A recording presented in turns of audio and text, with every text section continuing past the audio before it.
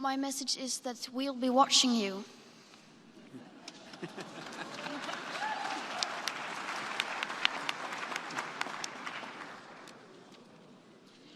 This is all wrong. I shouldn't be up here. I should be back in school on the other side of the ocean. Yet you all come to us young people for hope. How dare you? You have stolen my dreams and my childhood with your empty words, and yet I'm one of the lucky ones. People are suffering, people are dying, entire ecosystems are collapsing. We are in the beginning of a mass extinction, and all you can talk about is money and fairy tales of eternal economic growth. How dare you?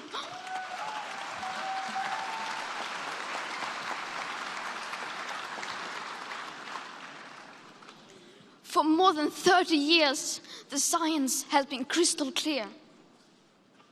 How dare you continue to look away and come here saying that you're doing enough when the politics and solutions needed are still nowhere in sight? You say you hear us and that you understand the urgency. But no matter how sad and angry I am, I do not want to believe that. Because if you really understood the situation and still kept on failing to act, then you would be evil, and that I refuse to believe.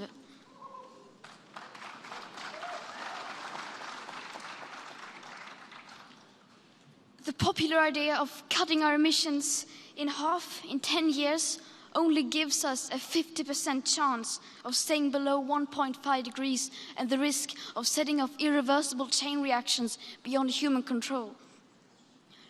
50% may be acceptable to you, but those numbers do not include tipping points, most feedback loops, additional warming hidden by toxic air pollution, or the aspects of equity and climate justice.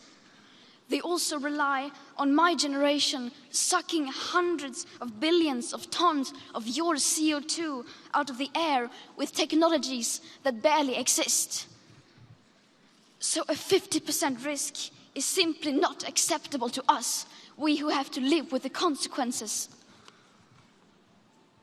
To have a 67% chance of staying below a 1.5 degrees of global temperature rise, the best odds given by the IPCC, the world had 420 gigatons of CO2 left to emit back on January 1st, 2018. Today, that figure is already down to less than 350 gigatons. How dare you pretend that this can be solved with just business as usual and some technical solutions? With today's emissions levels, that remaining CO2 budget will be entirely gone within less than 8.5 years. There will not be any solutions or plans presented in line with these figures here today, because these numbers are too uncomfortable and you are still not mature enough to tell it like it is. You are failing us. But the young people are starting to understand your betrayal. The eyes of all future generations are upon you. And if you choose to fail us, I say we will never forgive you.